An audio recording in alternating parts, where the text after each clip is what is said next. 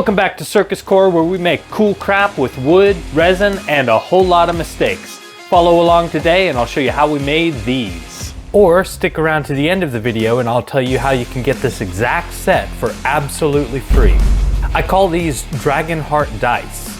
They have a scaly coating that I got by disrupting the curing of gel nail polish with Dawn dish soap, and induction LEDs inside of them that light up when they are in range of the dice tray. These are by far my favorite set of dice I've made so far, and I hope you like them as much as I do. We'll start off with the electronics for the dice. Each die will have 3 inductors rated at 10 megahenry in them. So I'll go ahead and trim off the legs like so.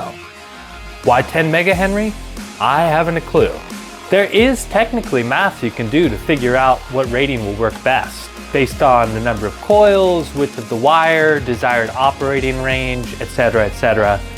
And I tried doing the math. I promise I tried.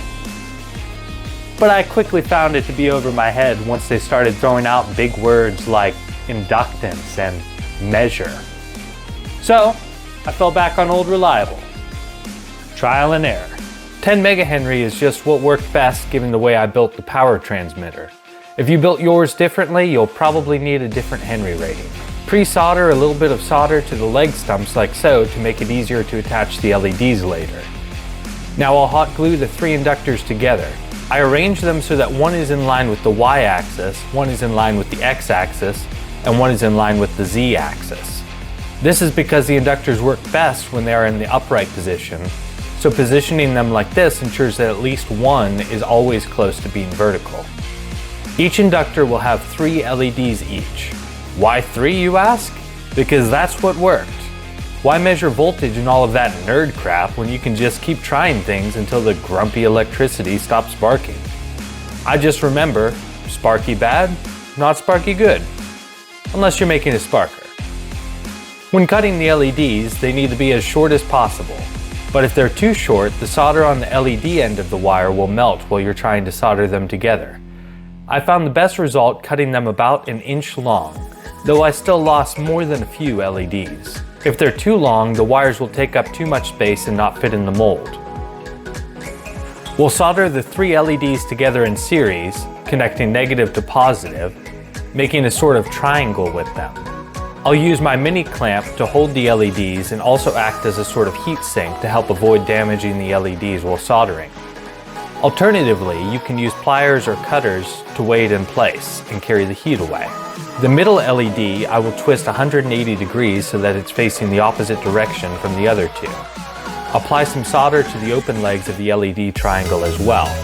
The solder will burn through the insulation coating, allowing us an easier time attaching them to the inductors. This part is a bit difficult with how small things are and how fat my fingers are.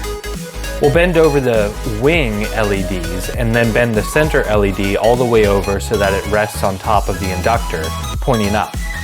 Then bend the wing LEDs back over on themselves so that they rest just below the base of the inductor, pointing out/up. We'll do 7 sets like this, and then we'll add some more to the one for the icosahedron, since mine is a decent bit larger than the other dice. So I'll add 3 more inductors with LEDs attached, and place them so that they each oppose one of the existing inductors on the core. You'll want to make sure that the core is expanded in 3 dimensions, X, Y, and Z, as opposed to adding 2 inductors to opposite sides of the core, thereby making it too large in that direction to fit in the mold. When you're done, it should look like a cat ate a Radio Shack and hacked it up. It's a good idea to test these out at this point and make sure all of the LEDs work. Now I'll mix up some resin with a hefty amount of cornstarch, which is great at diffusing light. We'll pour some into the blank mold to start, and then add our electrical chunder inclusion and fill the rest of the mold with resin. Make sure to pour excess to avoid voids appearing as everything settles. We'll firmly seat the lid and then put it in our pressure pot at 40 psi for 23 hours. We can now pull out the dice and remove the flashing. Feel free to use a utility knife to aid, just be cautious cutting such a small item. Now we can finally do the scales. Paint on a thin layer of gel nail polish onto the face of the die, and then we'll get some soap suds, Dawn dish soap works great for this, and gently spoon it onto the wet nail polish. Quickly put it under UV light so that the nail polish can cure before the bubbles pop too much. After we get all of the scales on, we'll apply a thin layer of black nail polish and cure it. This is to help block the light and amplify the effect we're looking for. Apply another layer of scales over that in the same way we did before, and now we'll brush them in generously with isopropyl alcohol to help the mica powder stick. And then brush on as much mica powder as we can get to stick. Make sure to wear a mask so that you're not breathing in the mica powder. Next time I do these, I'll just do one face at a time and apply the mica powder immediately to the nail polish while it is still tacky. This way I can avoid using the isopropyl alcohol altogether. Now we'll dust off whatever comes off too easily and then gently apply some nail polish to hold the mica powder in place. Now we'll put some clear resin in the number mold and throw these beauties in. Make sure there's enough resin to overflow onto the top of the mold as we press the dice in. Throw it in the pressure pot at 40 psi for 22 hours and then we can demold the final result. I'm here at 2:30 in anti-Merriam-Webster or whatever the kids call it these days because I could not wait until morning to see how they turned out. And gosh flippity darn it, they look incredible, both in and outside of the induction field. This is almost exactly what I had envisioned when I started this project. Now I'm going to carefully cut off the flashing using a utility knife. This is easiest to do before the resin completely cures, while it's still slightly flexible instead of brittle. If you do it too early though, you'll leave fingerprints on the dice which you won't notice until your wife points them out. Now let's ink the dice. My favorite thing to ink with is gel nail polish. I'll generously fill in the numbers and then wipe off the excess with a paper towel. You probably won't get all of the excess, so after we cure the nail polish in a UV light, I'll scrub off the rest of the excess with isopropyl alcohol on a rag. Make sure the rag doesn't have texture that will reach into the numbers and pull out more than we want it to. Now I'll repolish the dice using 3M polishing compound and a microfiber towel. Moving on to the dice tray, it's probably a good idea for you to make this first so that you can test the dice regularly throughout making them. I'll draw a 5.5 inch square on a 1/8 inch thick piece of wood. Use a straight edge or a straight piece of scrap wood that's always within arm's reach to connect the two diagonals in the middle. Place a compass on a corner and set it so that it reaches the midpoint that we just discovered. Mark where this axis of rotation meets the edges of the square and repeat this for all 4 angles. Connect the 2 points we've marked on each side of the right angles and we'll have a perfect octagon. Repeat this process on a 1/2 inch piece of wood and then we'll cut both of them out. Set your table saw to cut off long strips of wood that are about 3/8 of an inch thick and 1.5 inch wide. I'll run these through my drum sander to smooth them out. Now I'll set my miter saw to 22.5 degrees and cut off the end of a strip. I'll flip it over and use the ruler built into my miter saw and cut another angle at 1 7/8 inch. Repeat this process until you have 24 pieces like this. I'll drill holes into one of these panels that will closely fit my charging plug and switch.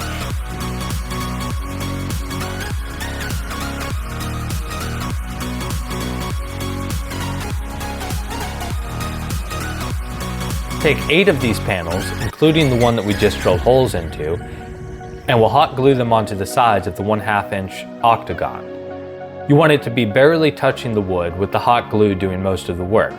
And don't worry, the hot glue is only to hold it in until the resin can truly hold things in place. These gaps between the pieces are on purpose, and that's where we'll have the LEDs and resin. Cut out an octagon of the ferrite sheet and place it on the plywood octagon. This isn't essential, but I did find a slight improvement in performance with this. It's supposed to redirect the magnetic field that would otherwise go in a direction that wouldn't do anything. And I got a small increase in range with this versus without it, so it's certainly not imperative to get this. Take 8 of the panels and glue them together on this piece close enough for the walls to touch. Center it to the octagon. Once dried, wrap 1 mm thick magnet wire tightly around the octagon 5 times, leaving a bit hanging out from each end of the wire. I got this battery pack from Amazon that puts out 24 volts and 2 amps. I'll very carefully remove the batteries and electronic board from it so that I can make it more compact to fit in the tray. It is very delicate, so it's important to use precise and gentle tools to avoid damaging the electronics. In spite of my great caution, some of the connectors broke, so I'll solder them back together with a small bit of wire.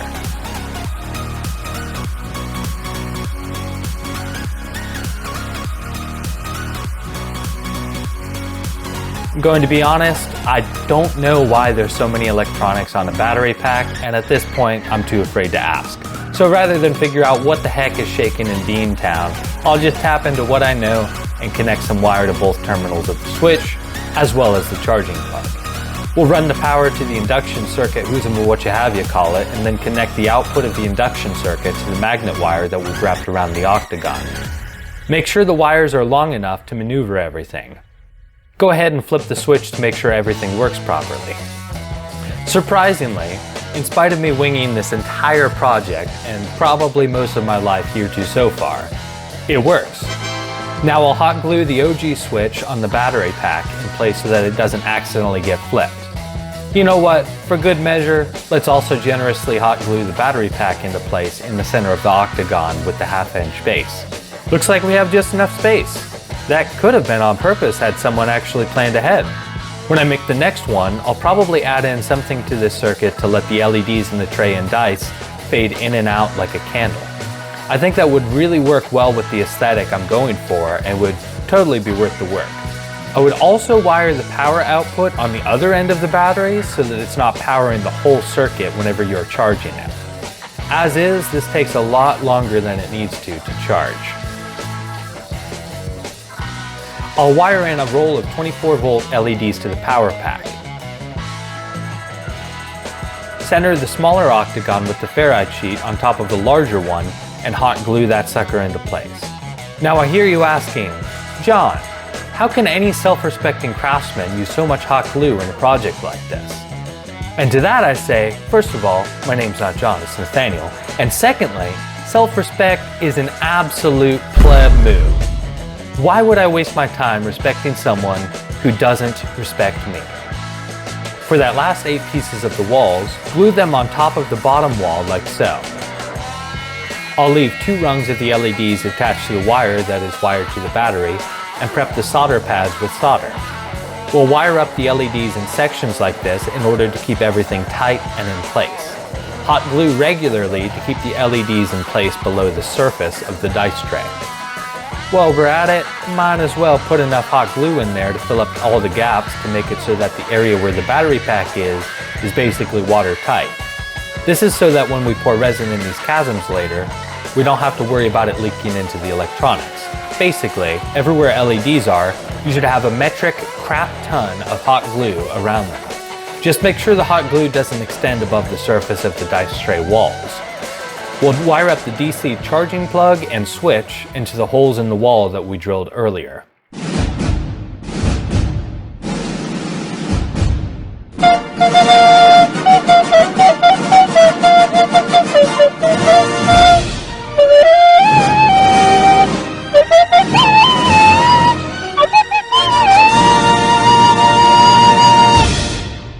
Now hold on just a gosh darn second.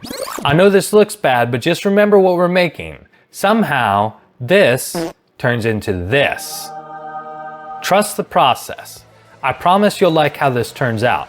One of the most difficult things about woodworking or just making things in general is that you put in 90% of the work and time and end up with something like this, but you've got to tough it out feeling like you're polishing a ball of mud for that last 10% to get something like this. Having faith in the process and not abandoning it as a failure before putting in that last bit of work is more difficult than most people realize. And even when you don't abandon it, most beginners will rush that last 10% to see if they wasted their time. So a word of advice, be patient and trust the process. We'll sand down the walls, including leveling out the inside wall with the outside wall. I'll generously tape the gaps that we are going to fill in with resin, starting with the top of the dice tray walls. It's a good idea to use hot glue to ensure a good seal between the tape and the wood. I should have been more liberal with the hot glue here. If I had, I could have done all of the resin in one pour. As it was, I had to do the pour in stages to ensure there weren't any leaks. We'll pour in some resin mixed with an ample amount of cornstarch. Once cured, I'll remove what tape I can and sand it all down. Use a 45-degree router bit on the base and the tops of the walls, and finish with a hand sander. Now I'll coat the surface of the wood with a baking soda and water mixture, and electrocute the wood with 10,000 volts.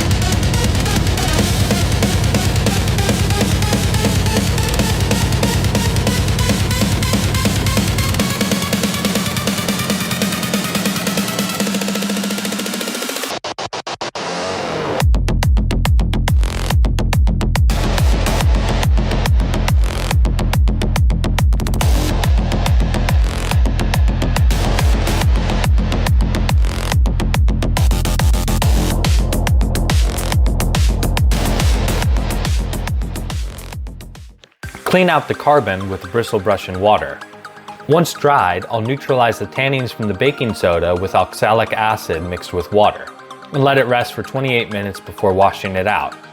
The oxalic acid isn't necessary with every wood, but I have noticed when I'm doing cedar or black walnut that it acquires this grayish green color, and that's from the tannins that the baking soda brings out in the wood. The oxalic acid neutralizes them and brings back the natural wood color. I filled in the burns with glow-in-the-dark green resin, and I'll now carefully sand out the excess. It's very easy to sand too much and lose the beautiful detailed branching, so take this part slow. Just like we did with the dice, we'll coat the white resin with gel nail polish. I'll do it in smallish sections at a time to avoid it curing prematurely. Place soap suds on the wet nail polish and then immediately cure it with a UV light. We'll fill in the scales with black gel nail polish and cure it with UV light. I had to reference this video to remember how to get this part right. Feel free to do this with the LEDs on to make it easier to make sure you get the right amount on there and all of the cells are covered. That is looking pretty great. We had a cold snap that cracked the resin in a few spots, and it would have been easy enough to clamp it together and glue it with resin to fix it, but I actually really liked the look of the cracks, so I just filled them in with resin and kept them around. Now that I'm seeing it lit up, I'm really glad I did. That is epic. Next time I do one of these, I'll do another layer of scales with the mica powder like I did with the dice. This one, however, I left like this. I'll clean up the edges a bit with my Dremel, and then we're ready to flood coat it. By far the best way I found to do a resin flood coat is with nitrile gloves and a dramatically generous surplus of resin. Be prepared to have a lot of waste. Just enough resin is almost always not enough. Place the dice tray on a cup or something to elevate it over a sheet of parchment paper and pour a fair amount of the resin around the walls. Spread it gently with your gloves, ensuring every surface, except for the base, is covered. Some is going to drip off, so regularly come through with your gloves and smooth those drops to the rim at the base until they no longer form. Don't forget to torch out bubbles for a nice and clear flood coat.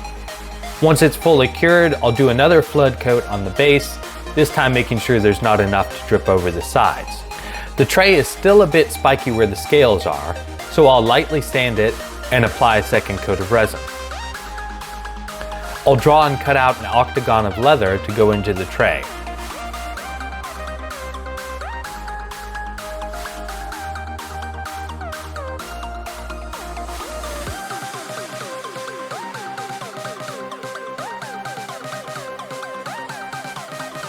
Spray the underside with 3M Super 77 adhesive spray and gently place it in the tray, being sure not to let the adhesive touch the walls or your fingers.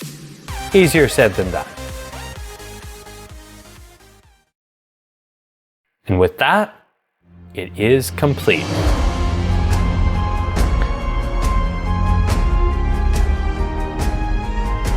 As promised, I am giving away this exact dice set that we just made to one of you. All I need from you is to subscribe, share the video. You can do Facebook, Instagram, just share it with a few friends that you think will enjoy it. Whatever you want, as long as you share it. Comment #Dragonheart to let me know you did it and you want your free stuff. In 2 weeks, I'll look through the comments and pick my favorite person and send them this set of Dragonheart dice. Oh my gosh, the last line of the video was the title. Wow, that's so awesome. How did he do it? He's so cool. You know you just messed that up, right? Crap.